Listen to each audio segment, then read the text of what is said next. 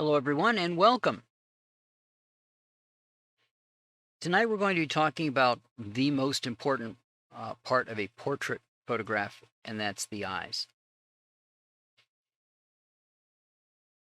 Now, the reason I'm doing this series is you can go look at a photographer's portfolio, but that doesn't tell you what they did.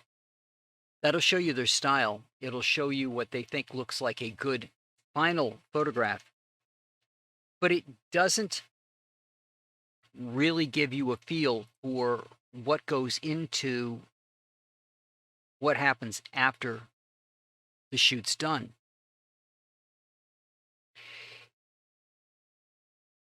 To me, there's a difference between someone who takes a picture and a photographer.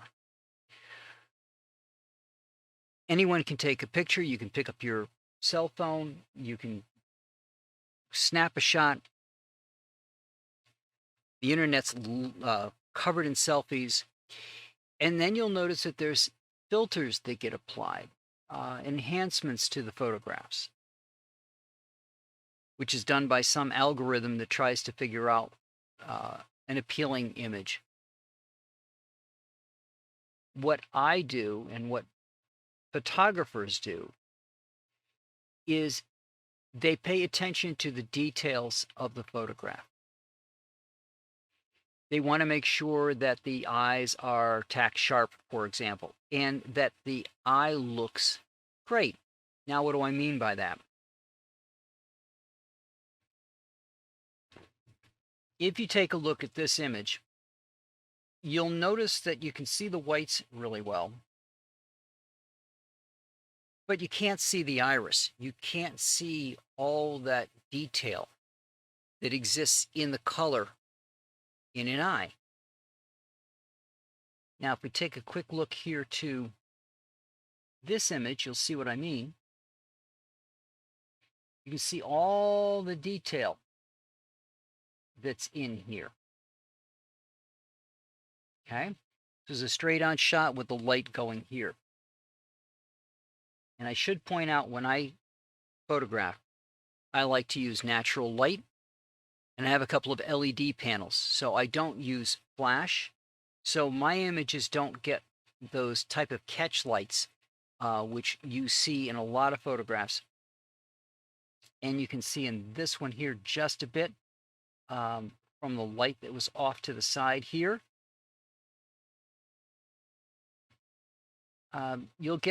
You might catch a little bit of light, but I try to use the lighting to get rid of the shadows and to enhance the appearance of the photograph, as opposed to blowing out the iris, for example.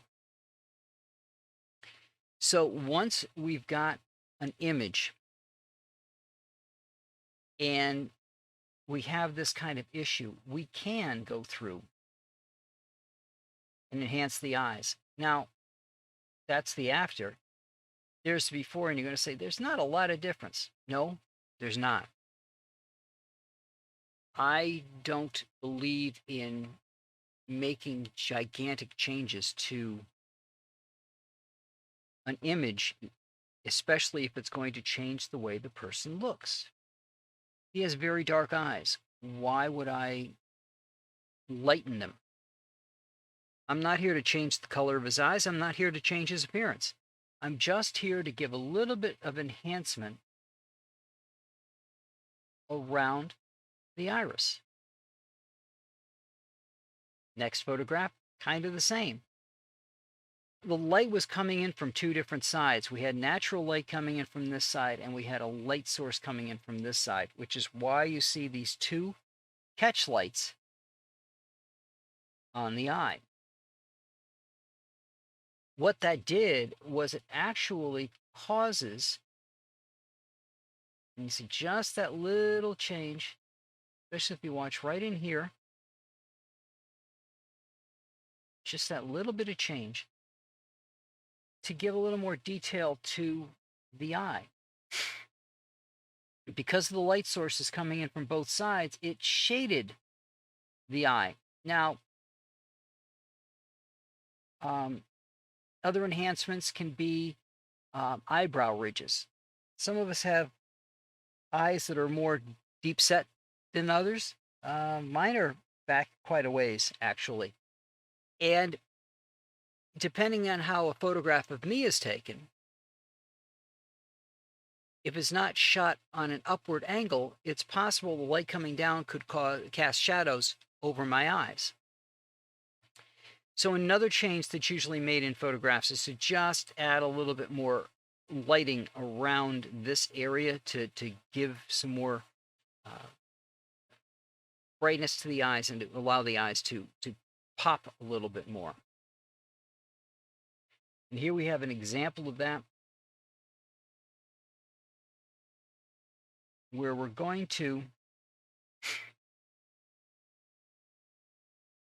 if you'll notice, there's a little bit more light around the eye. And now I apologize, this does have a issue with it looking a little bit more grainy. At least it does on my screen. Whether it'll come through in the video or not is another issue. But let's back her out. Now that was at 300%, which would have made a gigantic plus wall size print. So there's the before and here's the after. Now there was a couple of things that were done here. I changed the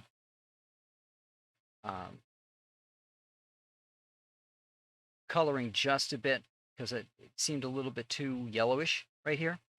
But you can see the eyes have just this little change to them, and you can see it a little bit better over here.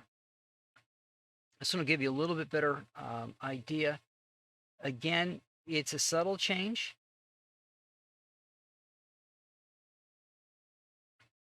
But you can see just a little bit more flare in the iris, just to give the eyes a little more pop. We're not changing the color. We're just enhancing the lighting around it just a bit.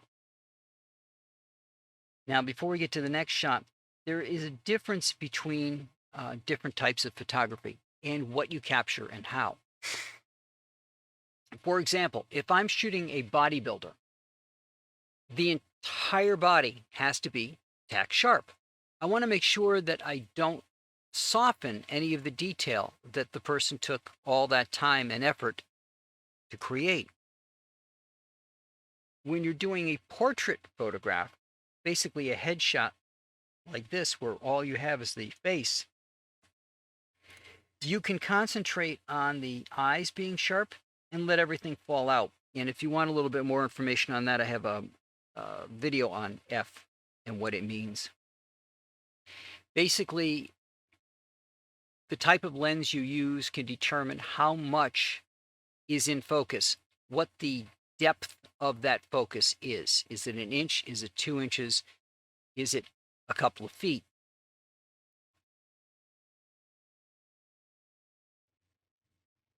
If I'm doing a male boudoir shot, a doudoir shot, the entire image should be in focus. We go back to this first image here.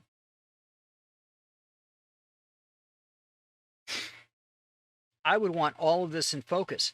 We got to make sure that we get the abdominal muscles. I want to make sure that I capture this tattoo. I want to make sure that I've got a good copy of that necklace because he wore it. It means something to him. I want to make sure that that detail is captured because it's all about the detail. I don't care so much about the plain shirt and suit quite so much, suit jacket, but I want to make sure that he is captured in detail. Doing a female boudoir shot, there are stylistic ways to capture things like behind a sheer curtain or a sheer material, or to make it kind of a dreamy-ish image. And those can be cool, and there's a place for those. But making sure, for example, if all you're wearing is a shirt, the shirt probably isn't as important, but your lingerie could be. make sure that we get all that detail and things in there, and that requires that greater amount of items being in focus, which brings us to our last shot here. So as you can see, we're going to just enhance the eyes just a little bit. It's very subtle. There's a little bit of brightening around the eye itself, as well as a little iris flare. But again, we're going to back this photograph out. And all these photographs were at 100 to 200 to 300% of the original, which is, I know a lot of people will say, well, nobody's going to be up close to a photograph. To me, I have to work it that way because I like to get the details right. And if I can see it very large and I make sure that the detail looks good at a large size, it'll look good at the smaller size. So here we have that image. I love the concrete walls. I kind of liked having a backdrop a little bit more for this image because of this pipe being in the way here. And this white image here is a little bit distracting. So first of all, if this were a portrait shot, we already would have had this. You notice the background's gone a little bit blurry. The reason that would be difficult in this particular situation is she is so close to the wall. If she were more forward from the wall, closer to me, then the image would be easier to make the back fall off. But the other thing we can do here is darken it. So again, here's the before, and here's the after. And she becomes the star of the shoot.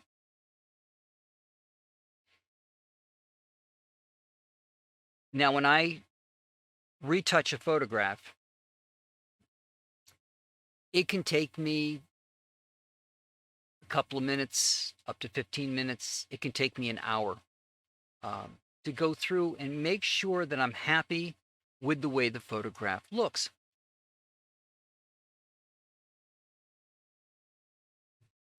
Again, it's making sure that the details, like this ring here, like the stones on this top, even we got another ring down here. She has, if I remember correctly,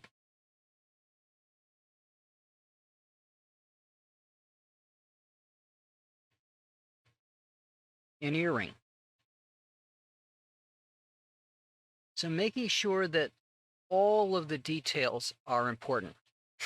When my partner competed, she was a NPC bodybuilding competitor. She would have her bodybuilding bikini, the suits that they wear for the competition. And she would be very particular in the color and the look and the pattern of the stones and what jewelry she wore, because back then they could wear jewelry. So her earrings, her bracelets, if she had a band on her arm, all of those things would be very important to her. That plus the musculature meant there was a lot of detail to make sure that was enhanced and clear and looked its best in the photograph. I take that same approach with all of my photos. I want the details to be spot on.